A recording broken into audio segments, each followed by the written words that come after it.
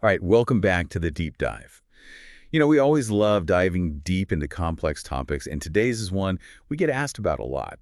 We've had so many questions about Social Security benefits, specifically for people who are legally blind. Yeah, it really seems like there's a lot of confusion out there about it. Like, what does the Social Security Administration, the SSA, actually consider legally blind? And once you figure that out, what kind of help can you actually get?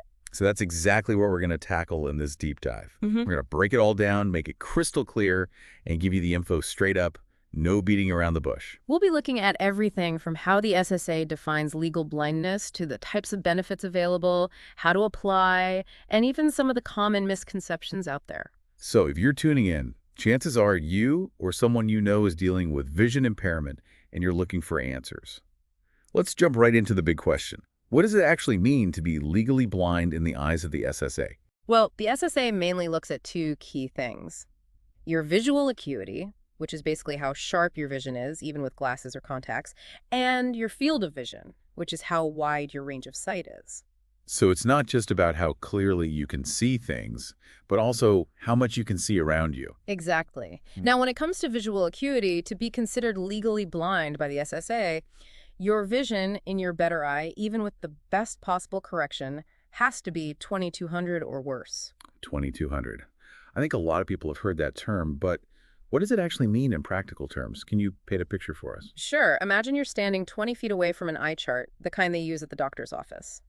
Someone with normal vision, what we call 20/20 vision, could easily read all the letters on that chart from that distance. Right. That's like the standard perfect vision. Right.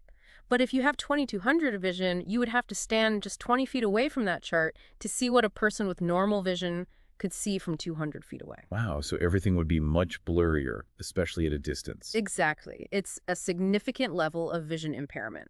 Okay, so that's visual acuity. But you also mentioned field vision. How does the SSA factor that in? So even if your central vision, what you see straight ahead, is slightly better than 2200, you can still be considered legally blind by the SSA if your peripheral vision is severely limited, specifically if your field of vision is 20 degrees or less. So, like looking through a narrow tube. Yes, precisely. You'd have a very restricted view of the world, missing things to the sides. That limited field of view can be just as disabling as poor central vision for a lot of tasks. Now, I'm curious about something. We often hear terms like partial sight or low vision. How do those terms relate to the SSA's definition of legal blindness? That's a great question, and it's an important distinction to make. Legal blindness, as we've been talking about, is a very specific legal term that the SSA uses to determine eligibility for certain benefits. Partial sight and low vision are more general terms that describe a wider range of vision impairments. So someone can have low vision without necessarily meeting the criteria for legal blindness. Exactly. Someone with low vision might still have enough sight for many daily activities, even though they might struggle with certain things. But someone who is legally blind under the SSA's definition has a much more significant level of vision loss that makes it really hard to do a lot of things that sighted people take for granted. Okay, that clarifies things. Now, let's say someone is legally blind in only one eye, but their other eye has normal or close to normal vision. Do they qualify for Social Security benefits based on that one eye being legally blind? Typically, no, they wouldn't automatically qualify because remember, the SSA really focuses on the vision in your better eye when it comes to legal blindness. If one eye is fine, you wouldn't meet their specific criteria even if the other eye is completely blind. So it's not just about having one eye that meets the legal blindness criteria. It has to be your better eye. Right. But here's something important to keep in mind. The SSA doesn't just look at one impairment in isolation, they consider all of your medical conditions together. Oh, so even if being legally blind in one eye doesn't automatically qualify you, if you have other health problems on top of that, it might change things. Exactly. It's all about how your overall health and impairments affect your ability to work. So even if legal blindness in one eye doesn't make you eligible on its own, other health issues could contribute to a finding of disability.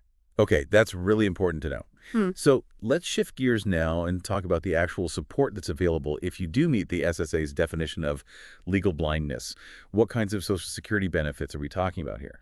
There are two main types of benefits you should know about: Supplemental Security Income, which is often called SSI, and Social Security Disability Insurance, or SSDI for short. All right, SSI and SSDI.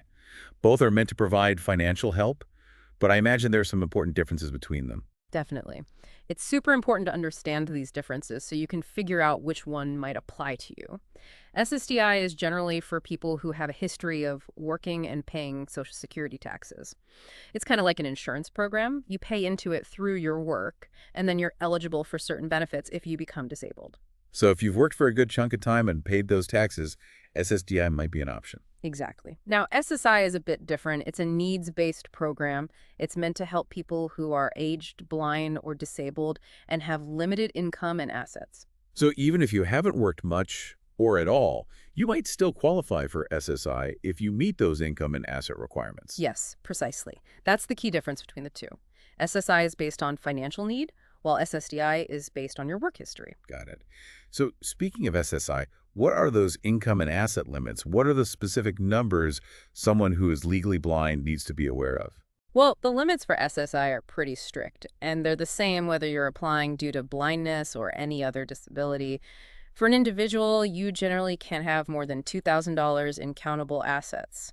For a couple, it's $3,000. Countable assets. That means things like savings accounts, stocks, and property, right? Right, things like that. And there are also limits on your income. The SSA has a whole set of rules about what they consider countable income. It's definitely worth looking into these specifics because exceeding these limits can affect whether you get SSI. So make sure you understand those limits. Now, I know a lot of people are concerned that if they receive these benefits, they won't be able to work at all. What's the deal with working while receiving benefits if you're legally blind?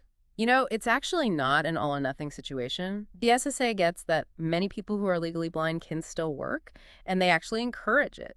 They have programs and rules in place to help you work while still receiving some level of benefit. So it's not like you automatically lose everything if you start working. No, not at all. For both SSI and SSDI, there are what they call trial work periods. These allow you to test the waters and see if you can handle working without losing your benefits right away. So you get a grace period to try things out and see if you can manage work alongside your benefit. Exactly. It gives you a chance to see if you can get back into the workforce or start a new job without that fear of suddenly losing all your support. That's reassuring. Now, there's another term I've heard thrown around a lot: substantial gainful activity, or SGA. Can you explain what that means, especially for people who are legally blind? Absolutely. SGA is basically the amount of money you can earn each month before the SSA considers you capable of working enough to support yourself and no longer eligible for full disability benefits. So there's a limit on how much you can earn while still receiving benefits. Yes, but here's the interesting thing. The SGA limit is actually higher for people who are legally blind compared to people with other disabilities. Oh, really? So the SSA recognizes that it might be harder to find and keep a job when you're legally blind, so they give you more leeway with earnings. Exactly. It's a way of acknowledging that there might be additional challenges and giving you a bit more breathing room to work and still get some financial support. That's good to know. Now, let's address some of the misconceptions around legal blindness. One big one is that if you're legally blind, you see absolutely nothing, total darkness. What's the truth about that? Yeah, that's a common one, but it's just not accurate.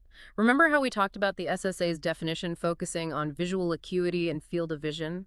Well, that definition itself makes it clear that legal blindness doesn't automatically mean total blindness. So you could still have some vision, even if it's limited, and be considered legally blind. Exactly. Many people who are legally blind can still see things, even if it's blurry, or they might only be able to see in certain lighting conditions. The key is that their vision loss is severe enough to significantly impact their daily lives and their ability to work. Okay, so it's about the level of impairment, not whether there's any sight at all. Now, what about people who have noticeable vision problems? Maybe they have what's considered low vision, but they don't quite meet that strict legal blindness criteria. Are there any benefits available for them? Well, they might not qualify for benefits specifically under the legal blindness category if they don't meet those strict criteria. But here's the important thing. They could still be eligible for Social Security disability benefits if their vision problems, combined with any other health issues they might have, prevent them from working. So even if their vision alone isn't enough, other health problems could factor in and make them eligible. Right. The SSA looks at the whole picture, all your impairments together, to determine if you can work.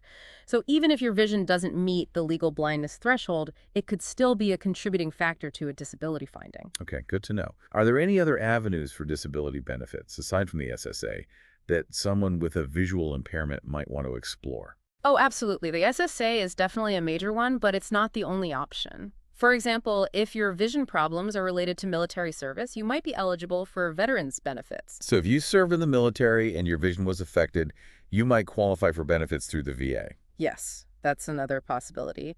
And depending on where you live, there might be state or local programs that can help.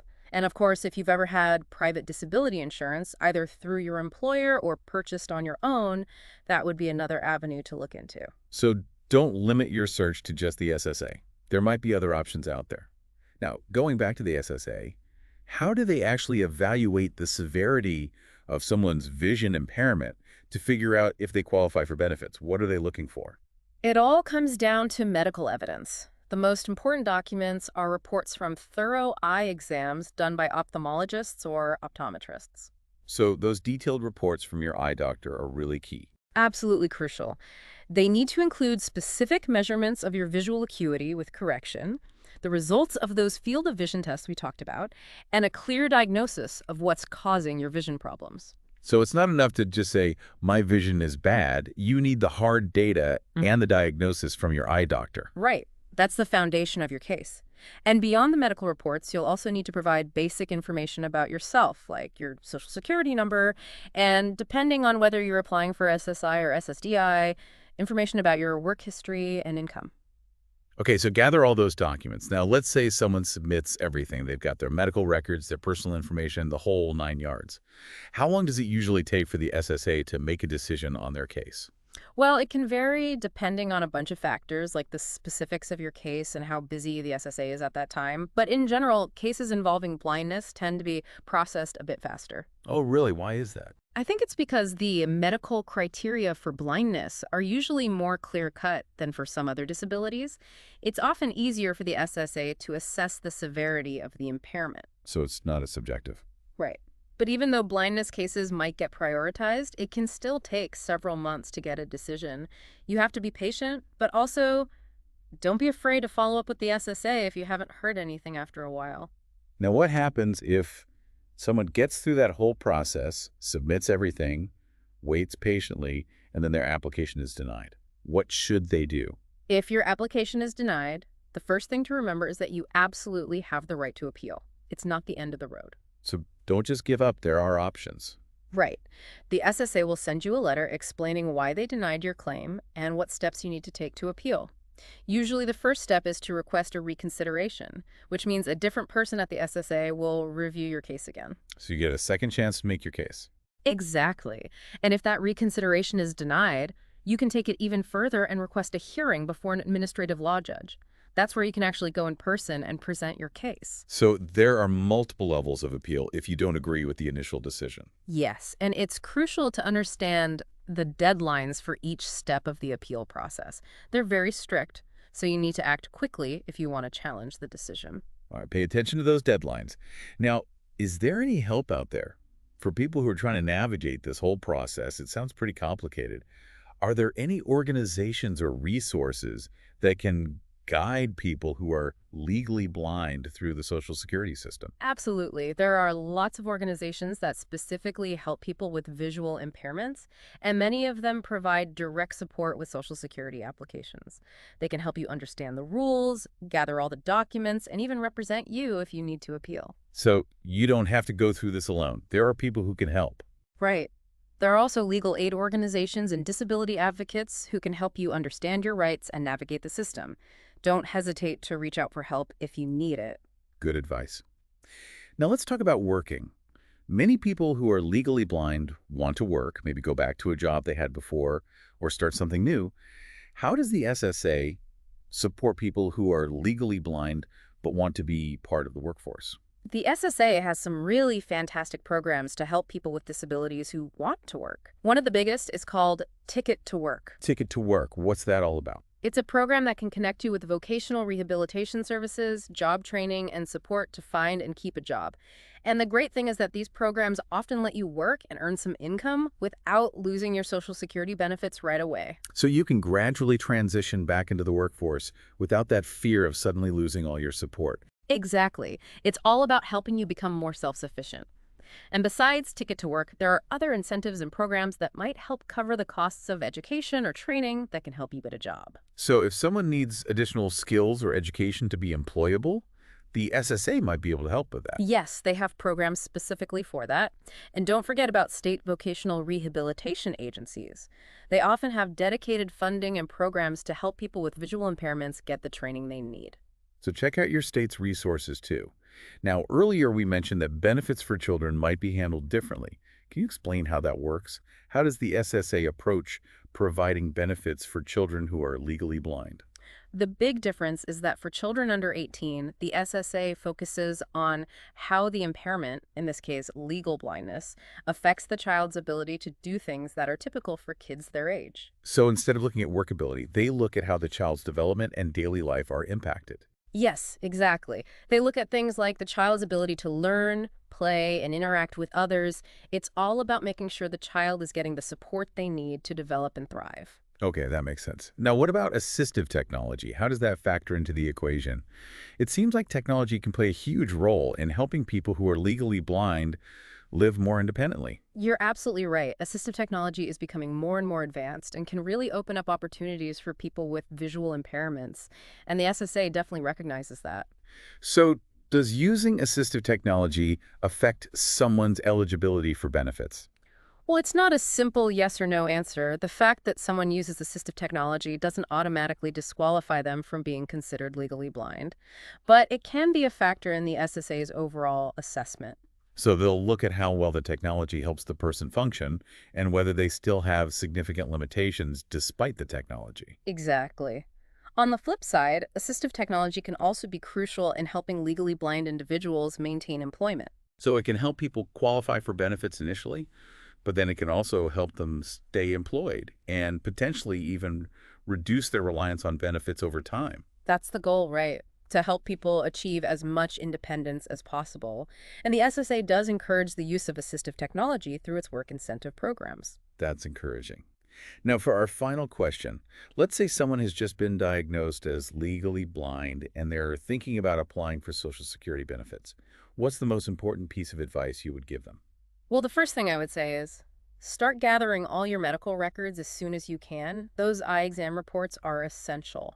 And don't hesitate to reach out for help. There are organizations that can guide you through the process and make sure you're doing everything right. So get organized and get support. Don't try to go it alone. Right. And do your research. Make sure you understand the difference between SSI and SSDI and which one you might qualify for. And be patient. It can take time to get a decision. Great advice. So a recap for everyone listening, we've covered a lot of ground today. We've broken down the SSA's specific definition of legal blindness, looking at both visual acuity and field of vision. We talked about the two main types of Social Security benefits, SSI and SSDI, and how they differ in terms of eligibility requirements, especially those income and asset limits for SSI.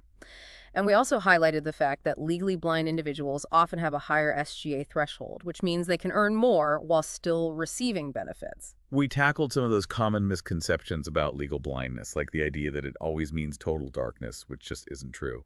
And we walked through the application process, emphasizing the importance of strong medical evidence and knowing your rights if your claim is denied. We also talked about the various resources available to help people navigate this complex system, and we discussed the SSA's commitment to supporting employment for people who are legally blind through programs like Ticket to Work. And we explored how benefits for children are handled a bit differently, focusing more on developmental milestones and how legal blindness affects their ability to learn and grow.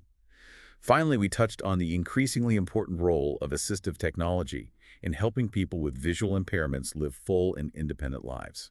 If you think about it, knowing about these support systems and how to use them is incredibly empowering. It gives you the tools to take control of your situation and get the help you need. Absolutely. We hope this deep dive has given you a clearer understanding of Social Security benefits for the legally blind.